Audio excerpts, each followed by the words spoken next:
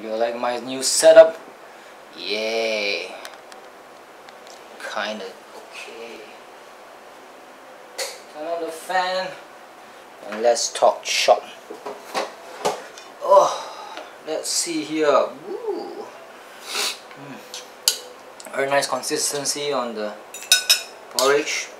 Just lovely, like sludge. Ooh. Let's taste it and see.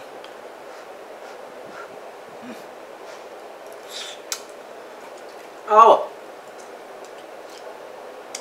God fucking damn it. Still hot. Ow. I think I burned the tip of my tongue. Not the tip, I mean the top of the rooftop. The ceiling of my mouth. God damn it. Oh. Fuck. Oh. So better be careful. Blow it.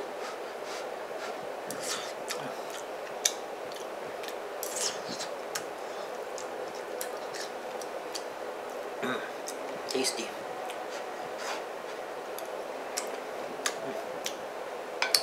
Some ginger in it. Grab the rice from the top layer rice or porridge. Top layer porridge because that's cooler compared to the one below. Taste of sesame oil and fish cake.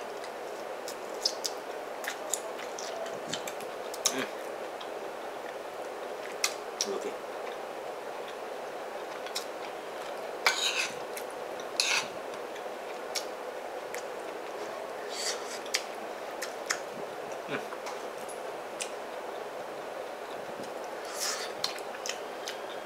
So, Donald Trump's ascension to the president-elect role or status happened about 4 or 5 days ago, I think. Lovely. And it's like something that is not predicted at all, something that went against the status quo, something that might disrupt the flow of the normal things.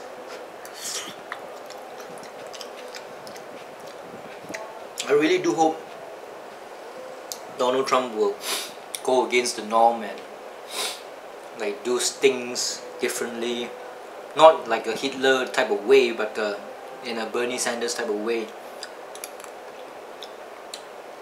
People don't like politicians because they say or tell lies to get themselves elected to the office. But once they are a politician, they find that it is near impossible to implement the things that they promise they would do when they are in office.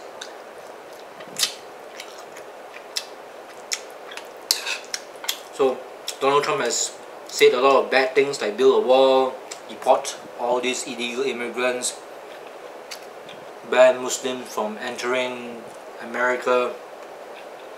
I hope he goes the way of a normal politician and just not make do on the things that he promised when he was on the campaign trail.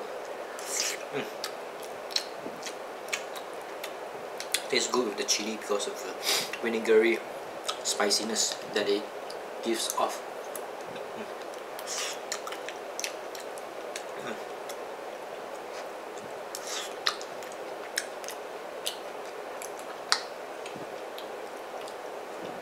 I don't like the two candidates, Trump and Hillary. Hillary is, I don't like her because she's part of the status quo, you know. Something like what Barack Obama is. Barack Obama is like likable, but he did not do much at all. You know, say what you will. He's popular, yes, but did he like really do anything? Of course, when you compare Barack Obama to his predecessor, which is George Bush, anything would be better than George Bush. Even a polished turd, anything would be better than George Bush, who has like made the economy worse for America and plunged itself in a war in Iraq.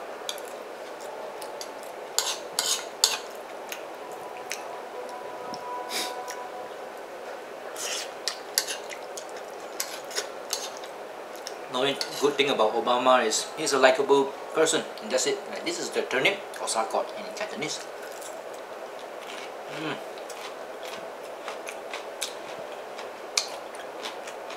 Sweet, crunchy, and salty.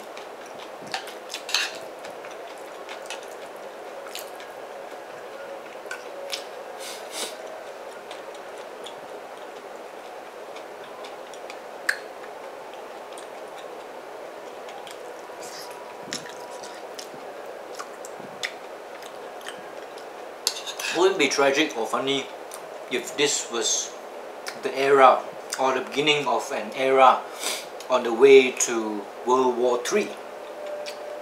Like something like this type of scenario, America and Russia against the whole world.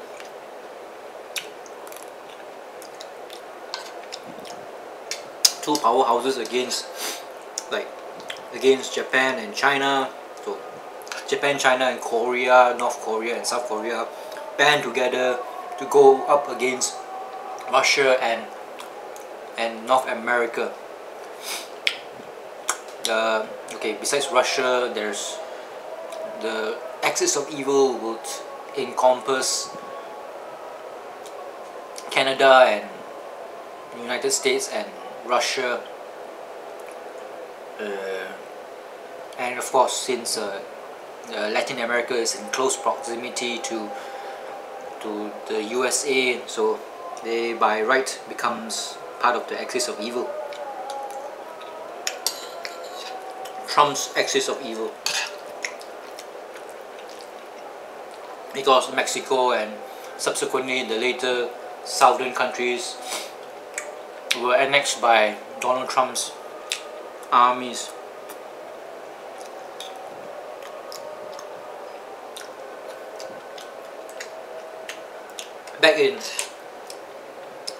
Back in Europe, most of the areas east of Germany has been annexed by Russia, including Poland, Switzerland. Now Switzerland is not neutral anymore. It was like invaded by Russian special forces, what they call Spetsnaz.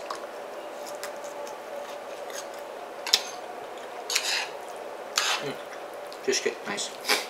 So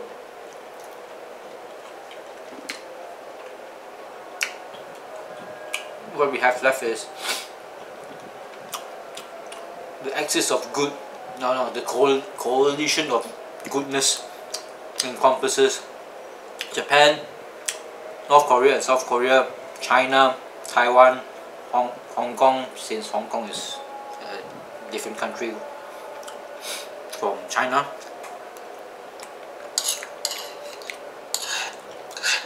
and you have Southeast Asia, the Australians, the Indians. Did I say Germany? Germany, France, and Britain. That's the coalition of goodness.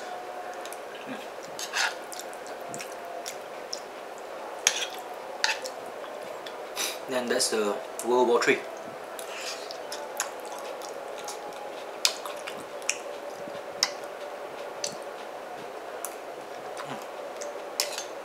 That would be so like awesome and scary at the same time.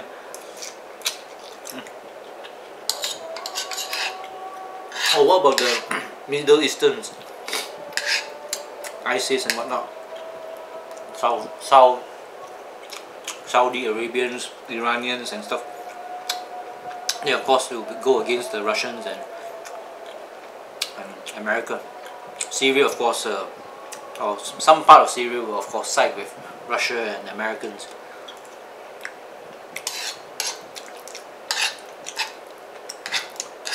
Canadians, they say they are a nice guy. Since they are so close to America, they have a bit of an agreement to agreement with the US government, saying that we will supply you with troops if you leave us the fuck alone.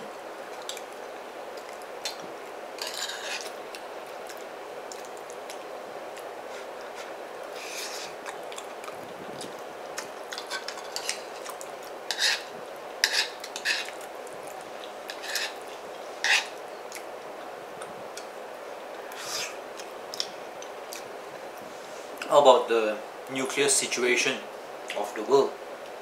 What happened? Were nuclear bombs fired?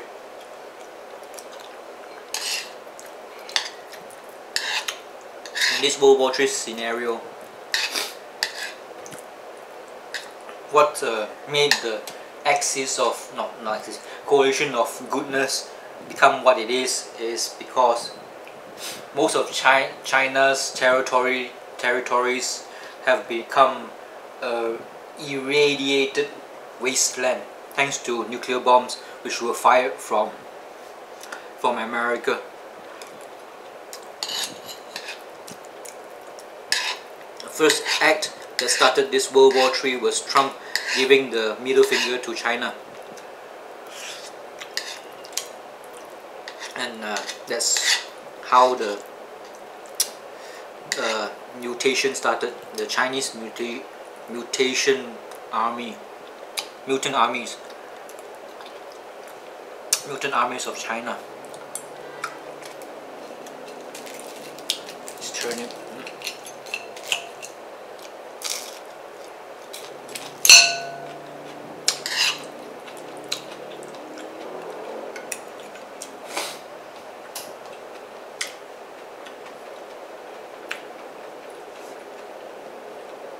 Most of the Chinese population, even though there were a lot of them around, maybe about I think 2 billion,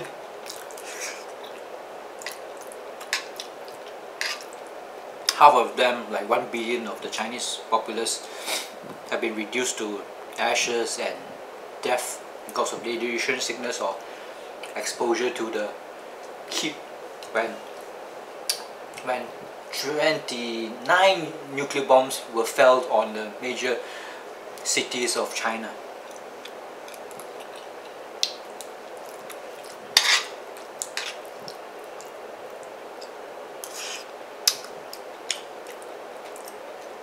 Most of the surviving Chinese dissidents were relocated to the surrounding unradiated areas. Half of them were relocated into Australia, notably or specifically in the middle of Australia where nobody is staying there at all. It was a desert wasteland because the Chinese were able to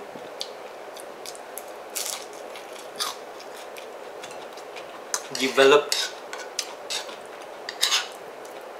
the wasteland or the deserts of Australia into an oasis due to technologies of turning seawater into drinkable water when it's pumped up from the coastline, therefore creating an artificial tropical climate in the middle of Australia.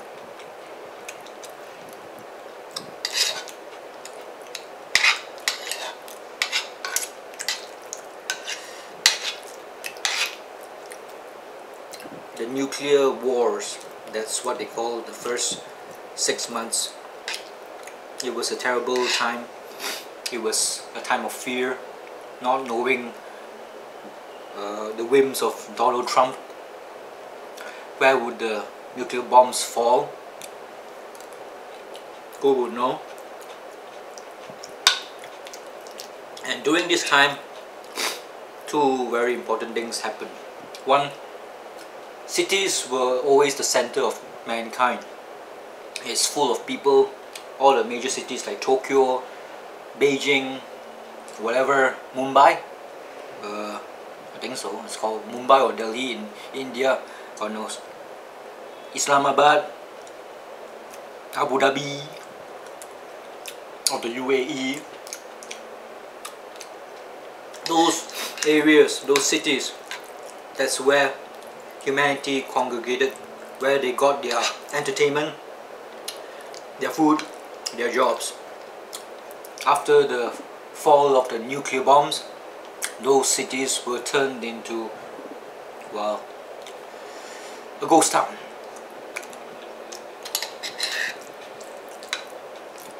Most of the populace were living scattered all around wherever the cities were. Cities were not called cities by then. They were called ground zeros, not because there was a bomb or nuclear bomb exploded in the cities, but because the potential of it being destroyed by a nuclear bomb was so immense that they call cities, or replaced the name cities, to ground zeros. And this one has nothing to do with the quite disappointing Metal Gear Solid 5 game called Ground Zeroes. Or was it the Phantom Pain? I think it's the Phantom Pain that's disappointing.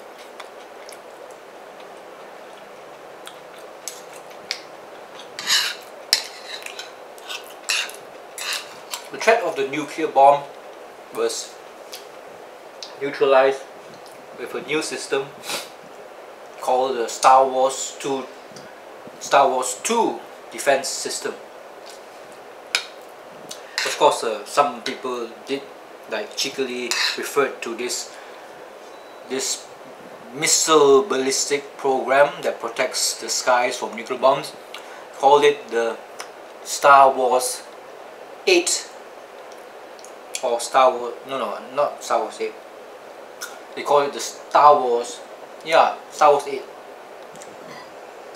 The Star Wars 8 program, because it's just making a mockery of the film Star Wars 8, which did not see the light of day because of the events that happened in 2017.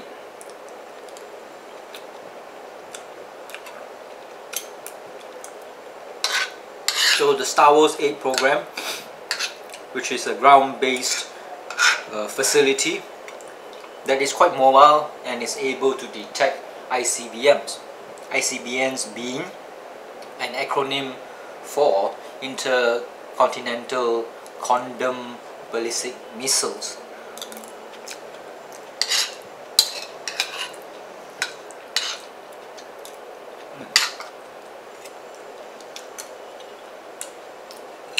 So who was the ingenious person who invented this concept of destroying ICBMs with lasers? It was a Japanese person by the name of Dick Sohai. Dick Sohai was a university student. He was only about 25 years old. Proposed to the JAFD, Japanese Aerial Force Defense, or Defense Force, JADF, about his theories on playing computer games and shooting rockets out of the sky. So his theory of using lasers and some kind of science and magic altogether, because I don't understand it at all. But if you don't understand anything, then it's magic. It's like trying to understand why a girl would let her be fucked by you. I would call that not attraction, not lust, not needing to be fucked. I would just call it magic. It's unexplainable, so it's magic that the girl would let you fuck her. This fish curd is nice. So Dick Sohai proposed this to the JADF,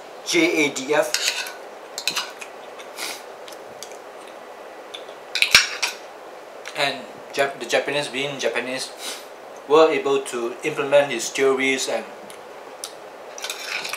very nerdy like proposals, and came up with this system that was proven successful, because unfortunately, depending on how you see it, India wasn't destroyed by nuclear bombs because of this system, which was implemented around the coastal areas of India quite quickly, thus saving the 1 billion brownies of India.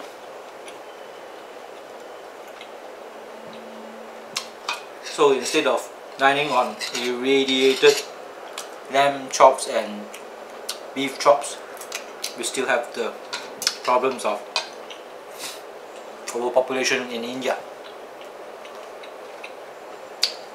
Thanks to Dick Sohai son. So the prospect of a whole earth, whole world being green with radiation, although that being said, is radiation really green in color and or fluorescent in green? Green? No, who knows? Is the world blue? Who knows? I don't know. So that's the scenario of World War III. That was interesting.